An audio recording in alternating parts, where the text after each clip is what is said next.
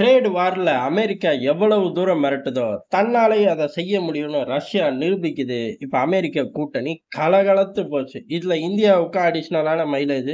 விரிவா பார்ப்போம் வாங்க. பக்கத்துல நிக்கிற மாரியே கூப்பிடுறான் பாரியா, அப்படின்னு சொல்லக்கூடாது. சரி, ரஷ்யா என்ன பண்ணுச்சு? ரஷ்யா தானே, ரஷ்யா மேல தடைகள் போடுவேன், ரஷ்யா கூட சம்பந்தப்பட்ட ஆட்கள் மீதும் தடைகள் போடுவேன்னாய்ங்க. அதுலதான் நமக்கு கூட 100% போடுறேன், 500% போடுறேன்னாய்ங்க. டேய், நீயும் தாண்டா வாங்குற அப்படின்னு நம்ம கேட்டதுக்கு, நாங்க பதிலுக்கு ஆயுதங்கள் குடுக்குறோம் அப்படின்னு புதுசா ஒண்ண சொன்னாய்ங்க. இத சொல்ல 3 வருஷமாடா அப்படின்னு கேட்டோம். அதுக்கு பதிலே சொல்லல. முதல்ல எல்லாம் அத்தியாவசியம்னாய்ங்க. நம்ம இறங்கி அடிச்சத பார்த்து 3 வருஷம் போராடி, இல்ல இல்ல நாங்க கொஞ்சம் ஆயுதம் குடுக்குறோம்ல, நீ ஆயுதம் குடுக்குறியா? அப்படின்னு வந்து நின்னாய்ங்க. இத ஏன்டா 3 வருஷம் கழிச்சு சொல்றேன்னு கேட்டதுக்கு ஓடி போயிட்டாய்ங்க. திருப்பி 3 வருஷம் கழிச்சு வருவாங்களோ? இருக்கட்டும். இப்ப ரஷ்யா தடாலடியா அறிவிக்குது. அதாவது ரஷ்யா அறிவிக்கல. ரஷ்யா செய்யப்போகுது அப்படின்னு சொல்லி அமெரிக்க ஏஜென்சிகள் கத்த ஆரம்பிக்கிறாய்ங்க. ரஷ்ய டெலகிராம் சேனல்களும் வாய்ப்புகள் அதிகம். ஆனா இவனுங்க சொல்ற வகையில இல்ல. வேற சில வழிகள்லயும் இருக்கும் பாரேன் அப்படிங்கிறாய்ங்க. அப்படி ரஷ்யா என்ன செய்ய போகுது? ரஷ்யா தன்னோட சப்ளைய குறைக்க போகுது. பல நாடுகளுக்கு இல்லேன்னு சொல்லப் போகுது.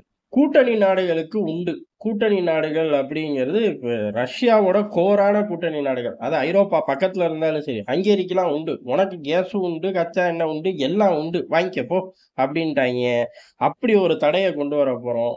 உள்ளூர் சந்தைகள்ல விலைவாசி கூடிப் போச்சு அப்படின்னு ரஷ்யா சொல்லக்கூடும். சொல்லிட்டு வெளியூர் சந்தைக்கு போறத குறைக்கப் போறேன், தடைகள் போடப் போறேன், அதுல முக்கியமான ஆட்களுக்கு தரப்போறேன் அப்படின்னு சொல்லி மார்க்கெட்ட டிஸ்டர்ப் பண்ண போகுது.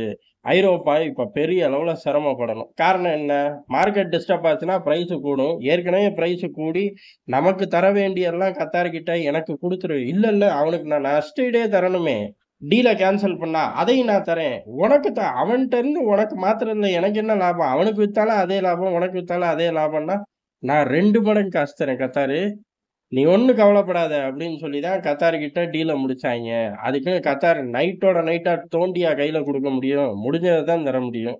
இப்படி வண்டி ஓடிக்கிட்டு இருக்கும்போது, ஆட்டோமேட்டிக்கா சப்ளையே குறைஞ்சு போச்சு அப்படின்னா தடுமாறுவாய்ங்க. அந்த சப்ளை உனக்கு மட்டும் தான்டா குறைஞ்சிருக்கு அப்படிங்கிற மாரி ரஷ்யா எடுத்துட்டு போகுது இந்த வர்த்தக விஷயத்த. இது எதுக்கு அப்படின்னா, ரஷ்யா கூட நெருங்கிய கூட்டாளிகளுக்கு 500% வரையும் போடுவோம் அப்படிங்கிறது தான். அப்படி 500%க்கு போட வேண்டாம், ஒத்து வாங்க அப்படின்னா, ஆட்டோமேட்டிக்கா நீ வாங்காமயே இருந்துக்க. அப்படி வாங்குறதா இருந்தாலும், அமெரிக்கா சொல்ற விலையில ரஷ்யா ஆயில வாங்கிக்கணும். இது என்னடா காலக்கொடுமை! அவன் விக்கிறான், நான் வாங்குறேன். சம்மந்தமே இல்லாம ஒரு ஓரமா நின்னு நீ விலை சொல்லுவியா? சூப்பரா இருக்கே! உங்கூட்டு நாட்டுல விளையறக்கு நாங்க 2 பேரும் சேர்ந்து விலை சொன்னா, அதே விலைக்கு தருவியா? அப்படின்னு நம்ம திருப்பி கேட்க முடியுமான்னு கேட்டா, கேட்க முடியாது. அதே சமயம் அவன் சொல்றதையும் கேட்க தேவையில்ல. போடா டேய்! ஐநால போய் சொல்லி கொண்டு வாடா அப்படின்னு சொல்லி சிம்பிளா தட்டி விட்டுர்றோம். ஐநால போய் இத சொல்லி கொண்டு வர முடியுமான்னா, வாய்ப்பே இல்ல. அப்ப நீ போட தடைகளுக்கு நாங்க ஒத்துக்க மாட்டோம் அப்படின்னு நம்ம இந்த சைடு முரண்டு பிடிக்கிறோம். இதுல அடிஷனலா இப்ப ரஷ்யாவும் இறங்கி அடிக்குது. இப்ப ரஷ்யா கிட்ட பேச்சுவார்த்தைக்கு போவாய்ங்க. ஐயா சாமி நீ பாட்டுக்கு குறைச்சு விட்டுறாத. அப்புறம் மார்க்கெட் டிஸ்டர்ப் ஆகும், பொருளாதாரம் டிஸ்டர்ப் ஆகும் அப்படின்னு சொல்லி ஒரு கேங்கு போகும். ஒரு பெரும் கேங்கு அமெரிக்காட்ட போகும். சும்மா அவன சீண்டிக்கிட்டே இருக்காத. அவன் மார்க்கெட்ட டிஸ்டர்ப் பண்றான். அப்புறம் எல்லாரோட கல்லாப்பெட்டியும் குறையும்.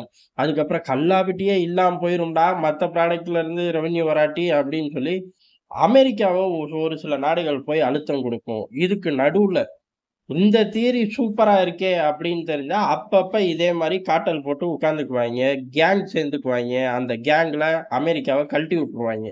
இது ஆட்டோமேட்டிக்கா ஒரு பெரும் கதவ தொறந்து விட்டதுக்கு ஈக்குவல் ஆயிரும். இப்ப 500% வரி போடுவியா அப்படின்னு கேட்டா, 50 நாள் கழிச்சு இன்னொரு 50 நாள் எக்ஸ்டென்ஷன் போறேன்னு ட்ரம்ப் சொல்லக்கூடுமே தவிர, வரிய போடுறேன் அப்படின்னு ரஷ்யாவோட கூட்டாளியான இந்தியா போன்ற நாடுகள மிரட்ட முடியாது. சரி, அன்னை அமெரிக்காவுக்கே இந்த நிலைமை. அன்னை அமெரிக்காவோட 50 நாள மனசுல வச்சு நேட்டோவோட பொதுச் செயலாளர் இந்த தடவ டபுள் மடங்கா வரி போடுவேன்னு கெத்தா சூப்பர் ஸ்டார் மாரி டயலாக் பேசினாரேன்னு கேட்டா, சூப்பர் ஸ்டாருக்கு சில படம் ஓடாம போயிருக்குல்ல. அதே மாரி அவரு கெத்தா பேசின டயலாக்கும் ஓடாது அப்படின்னு நம்ம சொல்லல. அவர பிடிக்காத பயப்புள்ளைன்னா அவங்க ஊர்லயே 4 பேர் இருப்பான்ல. அவனுங்கலாம் வரி வரியா எழுத ஆரம்பிக்கிறாய்ங்க. பொய் சொல்லாதடா! அப்படின்னு கேட்கக்கூடாது.